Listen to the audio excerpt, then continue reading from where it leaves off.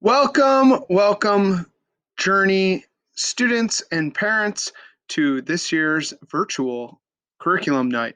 Um, I am your son or daughter's global studies teacher, which is the seventh grade social studies curriculum for this year.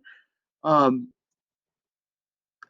a little bit about myself before we get into the coursework. I grew up on the south side of Chicago, Beverly Moore Park area. I went to the University of Illinois in Champaign-Urbana, where I was a history major. Shortly after graduating there, I became a police officer in the village of Alsip. Um, I worked 5 years as a police officer on midnight shift, and about halfway through, I realized I wanted to try teaching. Went back to school at night, got my credentials, and was hired here 14 years ago. So this is my family. I'm married. My wife is Joanne. I have two kids. My daughter is Julia. She's in seventh grade now as well. So I teach seventh graders, and then I have a seventh grader of my own. My son Ryan is in fifth grade right now, and there is Frank the Wonder Dog, who is also getting up there. He's 17, but still around. If you've had a son or daughter in my class before, um, Frankie is still there too. Like I mentioned, I've been at Lincoln for a while now. This is my 14th year, all of which has been teaching seventh grade. Every year I've taught seventh grade social studies, and then for much of it, I've taught language arts, including this year. I do teach one section of LA that I split a block with Mr. Benson, and he is doing all of our language arts presentations. So watch his video, learn. It's everything that Mr. Benson talks about will be happening in my class as well. In addition to being the social studies teacher, seventh grade social studies teacher for the Journey team, I'm also the bus supervisor. So when we get back in person, if your son or daughter rides bus, I'll be waving goodbye to them at the end of each day because I'll be loading the buses. And then I'm also the department chair for the building for social studies. Oh, wrong way. So these are our 5 units, and we switched a few years back to an inquiry-based curriculum. So we have 5 units that encompass the entire year. The first one is why do we study culture? And that is our current unit that we're in now. And we'll be examining that question. And for each of these, we'll introduce the question, we'll do the coursework for it, and then at the end of the unit, the students will have to answer these questions. The second unit is globalization beneficial for people in the environment? The third one is whose responsibility is it to uphold human rights? The fourth unit is the one that students immediately think they can answer, but it's a little more complex. Why do people move? And that's our migration unit. And then finally, is population growth a cause for concern? When students hear that there are over 7 billion humans inhabiting this globe of ours, this world, they often are like, wait, that seems like too many. And we examine what are the concerns as well as opportunities of that large and growing population. These are units. I love this coursework. I was on the curriculum team that developed the global studies curriculum. I always tell our students that this is the most current and up-to-date um, course material that they're going to have in junior high, because sixth grade is ancient cultures and ancient civilizations. Eighth grade starts in the foundings of the Americas and then ends at the end of the Cold War. So this unit or this year, seventh grade global studies, what's happening in current events is our curriculum. I tell them turn on the news because what's on the news is going to be woven into class. I'm going to go over resources next, but the most up-to-date resource is the nightly news websites that your son or daughter hopefully will be looking at over the course of this year and hopefully beyond. These are probably our three most frequent used resources. The one in the middle is our TCI Geography Alive digital textbook. So this textbook is it's different than when probably you or I were in school, where when you get into history class, you open up on page 1 and you plow through to the end of the textbook. That's not how our coursework is. So oftentimes I get parents that are like, wait, what chapter are you on? And I'm like, well, we're actually not using the textbook for this portion of the unit because um, there is no textbook set up exactly like our curriculum is. A lot of our curriculum is contained in this textbook.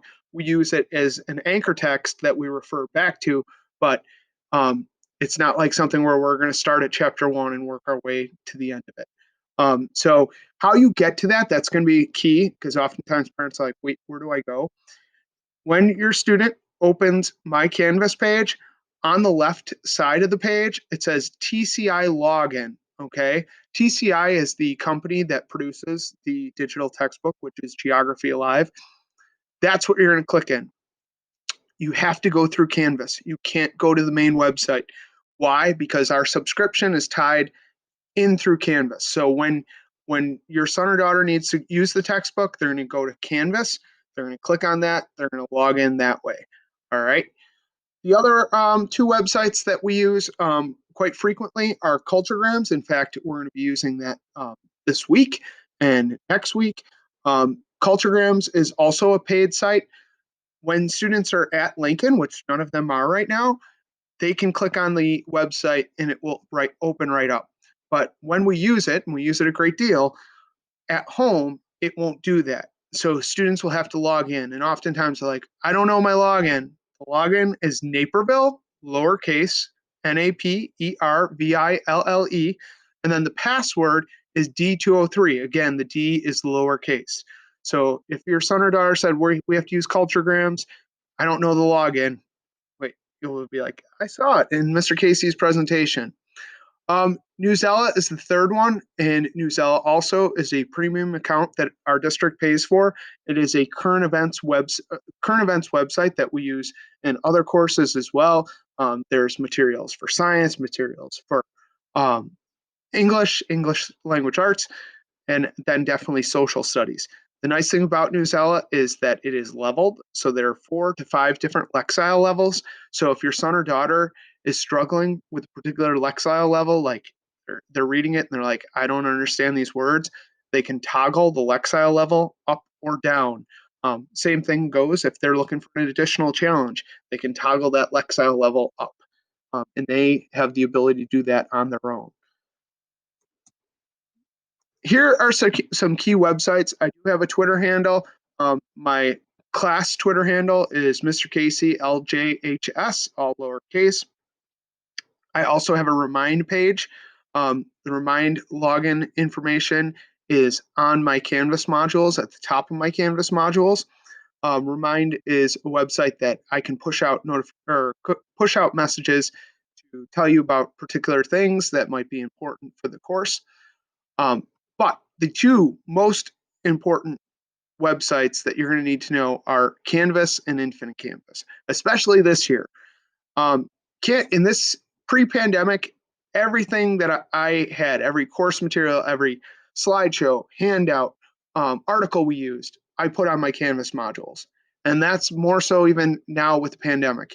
All teachers are being told to use Canvas for everything, to put everything up there, including our Zoom links where you access my course each day. That's right on the front landing page. And I saw many of the comments from parents in the district saying they love the fact that everything is all consistent and that landing page is consistent. That's where you're going to get the link to the class period each day. That's also when you click on modules where you're going to see every single thing by day that we've done in class. So every slide deck, every handout, every piece of homework. The calendar is where you see where due dates are. So when you click on the calendar, you can click on that and then you can see what's due that day, what's coming up. We do not have a ton of homework in global studies. The goal is to get the coursework done in class, and the only thing that students would usually need to do is finish things that they didn't finish in class.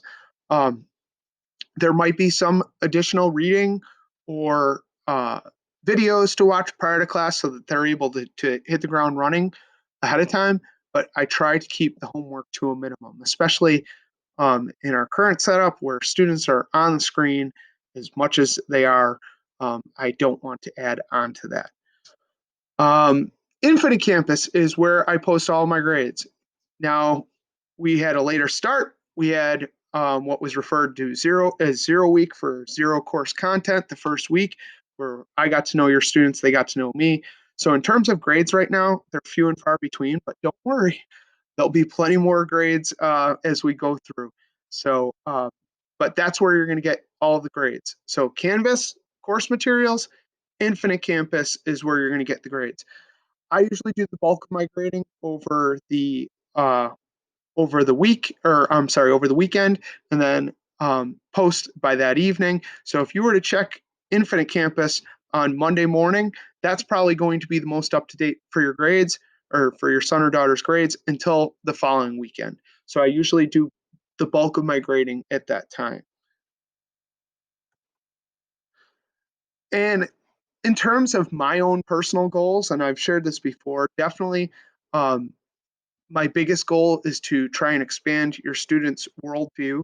I know when I was a junior high student, and as well as a parent of a junior high student, you often think of life in your neighborhood and you rarely think of life outside of your neighborhood. When I was in sixth, seventh, eighth grade, I wasn't all that concerned with what was going on in the world outside of my neighborhood. I'm trying to get students to realize there's a great big world out there, and they need to be aware of it and that they will be better off and a more informed citizen if they are. Um, I also tell my students over and over again, we're in the skill building business this year. So your students won't get a multiple choice test from me this year. Everything that we do the assessments will be based on standards, and they'll be either um, writing projects, digital projects that they're going to create, um, or speaking projects where they're giving presentations. So presentations, group work, um, individual essays. Those are our bread and butter. It's not going to be a multiple choice test that they're going to have to take. So we're working on those skills: speaking, listening, writing, reading, um, digital citizenship, as well as media literacy. That's our bread and butter this year. And then my hope is by the end of the year that your student grows to love social studies. I know at the beginning of the year when I do an interest inventory, many of them are very passionate for math and science. So hopefully I can increase their interest in social studies as well. So that, I believe, concludes our presentation for today. Yep.